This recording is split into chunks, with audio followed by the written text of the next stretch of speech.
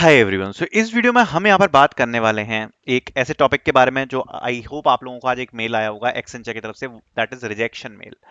सो mass rejections हुए हैं यहाँ पर एक्सेंचर में, उसके बारे में हम यहाँ पर डिस्कस करेंगे।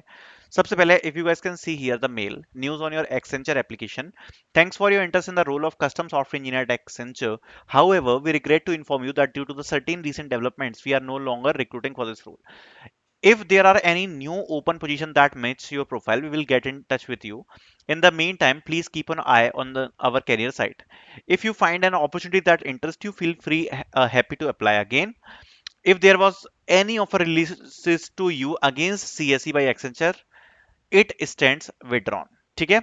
सो यहाँ पर इसका क्या मतलब है, थोड़ी बहुत चीजें आपको समझाऊंगा एंड यहाँ पर दोनों चीजें बताऊंगा, दोनों पर्सपेक्टिव से डिस्कस करेंगे कि एक्सेंचर की क्या गलती है और दूसरी एक और मैं गलती बताऊंगा कि बच्चों की क्या गलती है। इसमें एक बच्चों की भी गलती है कि वो भी एक मिस्टेक जो है मैं डेफिनेटली पॉइंट आउट कराऊंगा। ठीक है, बाकी फिर आपको अच्छा लगे या बुरा लगे। सबसे पहले एक्सेंचर पर आ जाते हैं।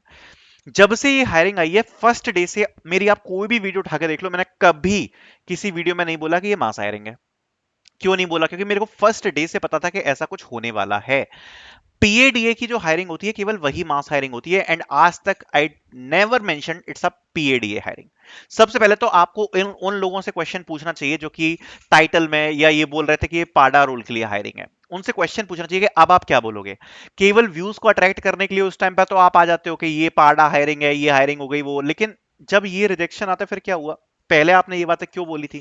जबकि आप मेरी कोई भी वीडियो उठा के देख लो, फर्स्ट वीडियो से बोल रहा हूं it is not a mass hiring. और इसमें क्या प्रॉब्लम आई वो भी मैं आपको बताता हूं। तो मेन चीज क्या प्रॉब्लम है सबसे बड़ी एक्सेंचर की, वो ये थी, एक प्रोजेक्ट बेस्ड हायरिंग है। अब प्रोजेक्ट बेस्ड हायरिंग में जो रिक्रूटमेंट्स होती हैं वो पता कितनी होती हैं? वो होती हैं आपकी 150। अब मान लो कि 50 पोजीशंस थी एक्सेंचर के पास, ठीक है। अब एक्सेंचर की सबसे बड़ी मिस्टेक क्या है, ये इनका हमेशा का रहता है कि ये ऑटोमेट कर देते हैं सिस्टम को। मतलब जो भी अप्लाई कर रहा है हर किसी को टेस्ट जा रहा है, हर किसी को इंटरव्यू जा रहा है, कोई शॉर्ट लिस्टिंग नहीं है। और यही चीज यहां पर प्रॉब्लम क्रिएट कर देती है। कैसे? 50 पोजीशन थी, दो बच्चों ने अप्लाई किया, उनको रिवर्ट आए, हर जगह बात फैल गई कि भैया ये कंपनी रिवर्ट भेज रही है। इजीली इसमें जो एप्लीकेशन है वो 50,000 प्लस हो चुकी थी ऑलरेडी। 50,000 से ज्यादा एप्लीकेशन बहुत इजीली इसमें थी। अब पोजीशन कितनी है? 50। और एप्लीकेशंस कितने होंगे? 50,000 से ज्यादा। क्या होना था? यही होना था। अब वो जो 50 या 100 बच्चे होंगे जिनको रिवर्ट आएगा वो तो आपको पता भी नहीं पड़ेगा। उसमें से एक बच्चा है जो ऑफर के लिए वेट कर रहा है, उसके सारे इंटरव्यूज, आज ही उसका मैसेज आया, वो कंप्लीट हो गए हैं।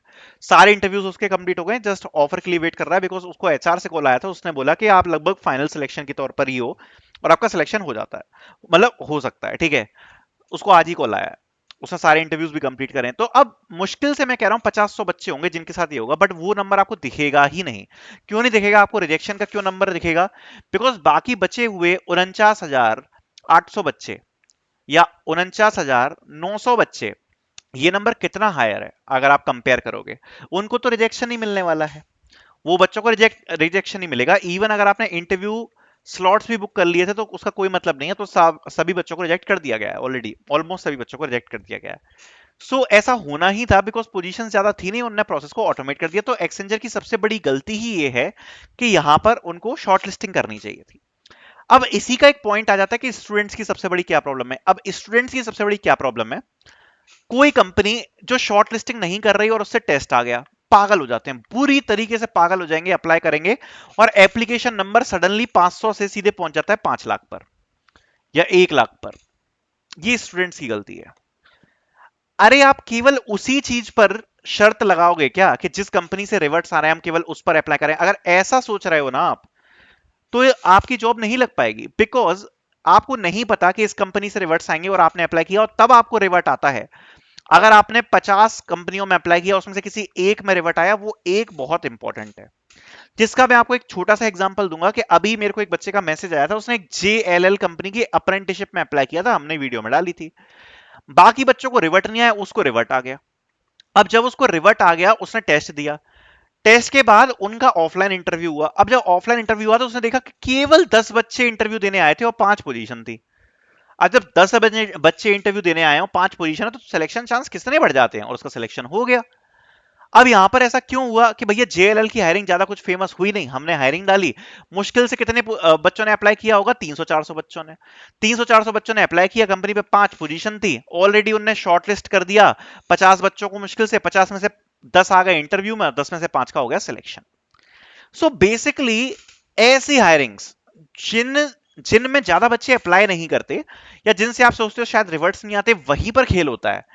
क्योंकि आप ये मान लो कि अगर कोई बहुत फेमस कंपनी हायर कर रही है, ज्यादा मतलब अगर कुछ बच्चों को रिवर्ट्स आ गए, तो उसके एप्लीकेशन नंबर 50,000 से ऊपर बहुत इजीली हो जाता है, वहां सिलेक्शन ज्यादा नहीं हो पाएगा।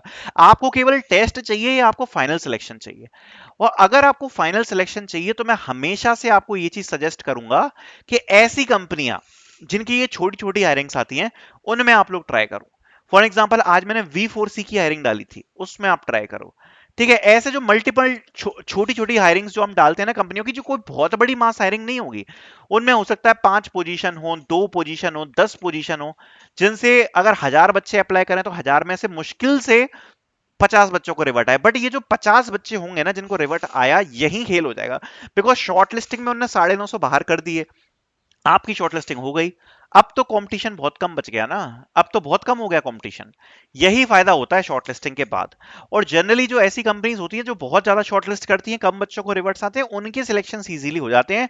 तो ये स्टूडेंट की गलती है कि वो ऐसी कंपनीज में ही केवल हमेशा देखते हैं कि भैया एक्सेंचर हायर कर ले, टीसीएस हायर कर ले, और बाकी कंपनीज को इग्नोर कर देते हैं। तो ये चीज मैं आपको हाईली रिक्वेस्ट करूंगा कि आप ना करें।